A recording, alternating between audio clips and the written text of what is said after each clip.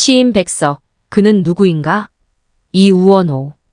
오늘 저녁 이 좁다란 방의 흰 바람벽에 어쩐지 쓸쓸한 것만이 오고 간다. 이 흰 바람벽에 희미한 15촉 전등이 지치운 불빛을 내어던지고 때글은 다 낡은 무명 샤츠가 어두운 그림자를 쉬이고 그리고 또 달디 단 따끈한 감주나 한 잔 먹고 싶다고 생각하는 네 가지 외로운 생각이 헤매인다. 그런데 이것은 또 어인 일인가? 이 흰 바람벽에 내 가난한 늙은 어머니가 있다. 내 가난한 늙은 어머니가 이렇게 시퍼러둥둥하니 추운 날인데 차디 찬물에 손은 담그고 무며 배추를 씻고 있다. 또 내 사랑하는 사람이 있다. 내 사랑하는 어여쁜 사람이 어느 먼 앞대 조용한 개포가의 나지막한 집에서 그의 지아비와 마주 앉아 대구국을 끓여놓고 저녁을 먹는다. 벌써 어린 것도 생겨서 옆에 끼고 저녁을 먹는다. 그런데 또 이즈마카야 어느 사이엔가 이 흰 바람벽엔 내 쓸쓸한 얼굴을 쳐다보며 이러한 글자들이 지나간다. 나는 이 세상에서 가난하고 외롭고 높고 쓸쓸하니 살아가도록 태어났다. 그리고 이 세상을 살아가는데 내 가슴은 너무도 많이 뜨거운 것으로 호젓한 것으로 사랑으로 슬픔으로 가득 찬다. 그리고 이번에는 나를 위로하는 듯이 나를 울력하는 듯이 눈질을 하며 주먹질을 하며 이런 글자들이 지나간다. 하늘이 이 세상을 내일 적에 그가 가장 귀해하고 사랑하는 것들은 모두 가난하고 외롭고 높고 쓸쓸하니 그리고 언제나 넘치는 사랑과 슬픔 속에 살도록 만드신 것이다.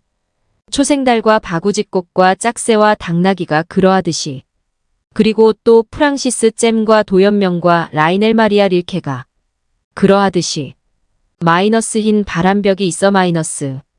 그는 이와 같이 시를 쓰면서도 한편으로 토마스 하디가 쓴 테스 등의 여러 소설들을 계속 번역하여 발표하며 중국서도 그의 건재를 과시했다. 그러나 그곳서의 삶이 순탄했던 것만은 결코 아니었다. 그는 북만주에 건너가서 신경시의 시영주택 황씨집에 살았다고 한다. 어느 관청에 근무하게 되었는데 그는 창씨 개명을 하라는 강요의 직장을 다시 그만두고 새로운 직업을 택했다. 측량기사 보조 등의 일을 하였다가 만주 안둥으로 옮겨 세관의 업무를 보기도 했다고 전해진다.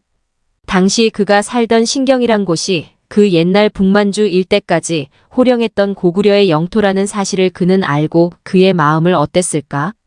그 영토를 중국에게 빼앗기고 조선마저 일본에게 빼앗겨서 자신이 나라 없는 백성이란 사실에 자신이 태어난 조선과 유학 생활을 위해 지낸 일본과 지인들을 멀리하고 그곳 중국 땅까지 떠돌면서 느꼈던 비애와 슬픔 그리고 감회가 소설가와 시인이란 입장에서 특별히 남달랐을 것으로 생각된다.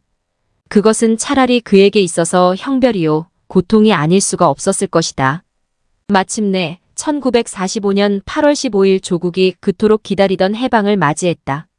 그는 설레이는 마음으로 즉시 귀국했다. 그런데 그는 왜 고향으로 바로 가지 않았고 사랑했던 여인을 찾지도 않고 거처를 신의주로 옮겼을까? 그것이 아직까지 의문으로 남는다. 그것은 아마도 결혼을 강요했던 부모와의 불화와 자야와의 원치 않던 이별이 못내 그를 괴롭혔기 때문일 것이다. 이 시기에 그는 그의 대표작으로도 손꼽히는 시의 하나인 남신의주 유동, 박시봉방을 학풍에 발표했다. 말하자면 이 시는 남신의주 유동마을 박시봉이란 사람의 집방에 살면서 쓴 시이다. 고향 정주에서 그리 멀지 않은 신의주서 살면서 가족과 고향을 그리면서 자신의 외로움을 달래는 시이다. 해방되기 이전에는 일본의 식민지 지배하서 탄압과 감시 속에 떠돌이 생활을 했다가 해방을 했는데도 자신이 고향에서 살지 못하고 남의 집에 더부살이 하는 자신의 처지를 마지막 연애 갈매나무를 보며 자신의 삶을 반성하고 있다. 또한 이 시는 서양 문물 유입으로 가족이 뭉쳐 살던 대가족 중심의 우리나라 사회가 핵가족 사회로 점점 붕괴되는 사회상을 비판하는 시로도 평가된다. 이 시를 보면서도 알 수가 있듯 그는 그가 쓰는 작품마다 고향의 지명이나 이웃 사람들의 이름 그리고 고향인 평안남도 정주를 사투리를 넣어 향토색이 짙은 서정시를 많이 썼다. 어느 사이에 나는 아내도 없고 또 아내와 같이 살던 집도 없어지고 그리고 살뜰한 부모며 동생들과도 멀리 떨어져서 그 어느 바람새인 쓸쓸한 거리 끝에 헤매이었다.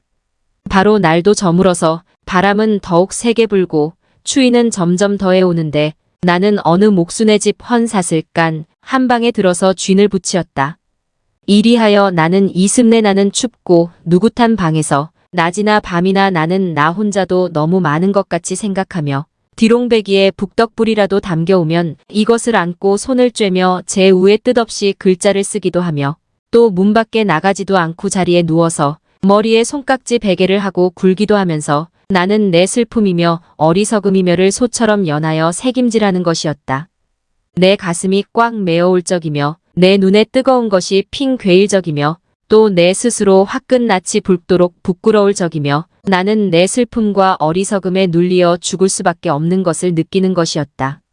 그러나 잠시 뒤에 나는 고개를 들어 허연 문창을 바라보든가 또 눈을 떠서 높은 천장을 쳐다보는 것인데 이때 나는 내 뜻이며 힘으로 나를 이끌어가는 것이 힘든 일인 것을 생각하고 이것들보다 더 크고 높은 것이 있어서 나를 마음대로 굴려가는 것을 생각하는 것인데 이렇게 하여 여러 날이 지나는 동안에 내 어지러운 마음에는 슬픔이며 한탄이며 가라앉을 것은 차츰 앙금이 되어 가라앉고 외로운 생각만이 드는 때쯤 해서는 더러 나주손에 쌀랑쌀랑 쌀랑눈이 와서 문창을 치기도 하는 때도 있는데 나는 이런 저녁에는 화로를 더욱 다가끼며 무릎을 꿇어보며 어느 먼 산 뒷옆에 바우섭에 따로 외로이 서서 어두워 오는데 하이하니 눈을 맞을 그 마른 잎새에는 쌀랑쌀랑 소리도 나며 눈을 맞을 그 드물다는 굵고 정한 갈매나무라는 나무를 생각하는 것이었다.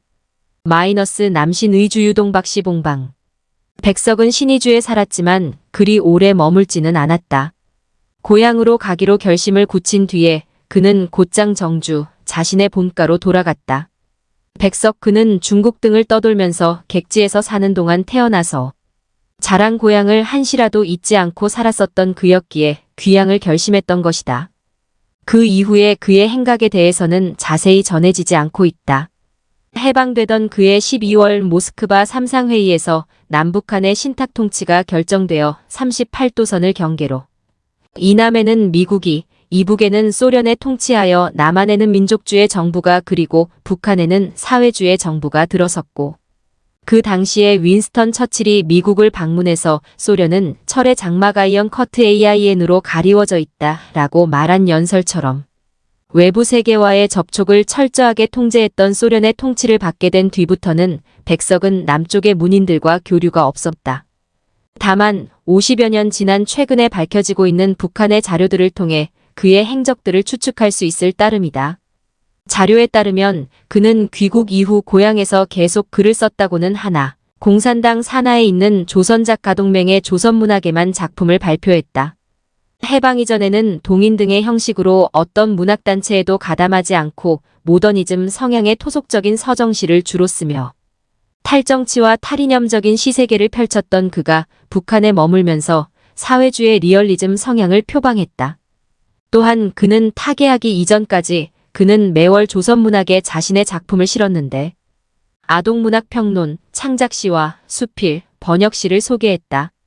그는 아동문학 작품과 관련해서 조선문학 1956년 5월호에 실린 동화문학의 발전을 위하여와 1956년 9월호에 실린 나의 항해, 나의 제의 아동시와 관련하여 아동문학의 세 분야와 관련하여 그리고 1957년 6월호에 실린 큰 문제, 작은 고찰라는 제목으로 세 편의 평론을 실었는데 여기서도 백석은 아동문학은 교양과 선전의 무기로서 사회주의 혁명의 한 부분을 담당해야 한다고 일관되게 주장하고 있다. 최초 북한의 주장에 의하면 비공식적으로 그가 사망한 것으로 알려진 1963년까지 그는 시나 수필 등에서도 자신이 번역한 외국의 작품에도 사회주의 이념을 지지하는 글을 쓴 것으로 되어 있다. 일설에 의하면 1950년 6월 25일 일어난 한국전쟁 당시 백석은 중국으로 건너갔다는 설과 고 메가더 장군의 인천 상륙작전 성공으로 북진했을 때는 국군으로부터 정주 군수가 되어줄 것을 제의받았다는 설도 있지만 모두 확인되지 않은 설에 불과하다. 또한 해방 이후 북한의 자신의 고향에서 1963년 그가 사망하기까지 사회주의 체제를 지지하는 글을 시와 수필 등의 여러 장르에 걸쳐 조선문학에만 발표했다는 것도 의문이다. 백석 시인이 북한에서 생존 시의 조선문학을 통해 1963년 그가 사망하기 2해 전인 1961년까지 작품을 발표했다는 북한의 주장과는 달리 최근 연구가에 의하여 밝혀진 사실은 그의 사망 연도는 북한에서 발표한 1963년보다 훨씬 이후인 1996년도로 밝혀졌기 때문이다. 과연 어느 쪽이 진실일까?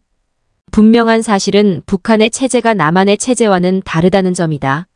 훗날 그와 관련한 모든 사실들이 명명백백 밝혀지기 전까지는 그를 변절자로 매도해선 안 된다. 이미 밝혀진 일제시대 일본에게 협조했던 친일파 문인들과는 그 성격이 다르다. 무능했던 조선의 정부를 무력으로 위협해서 국권을 빼앗고 36년간을 극악무도한 만행을 일삼으며 민족을 말살하려 했던 일본.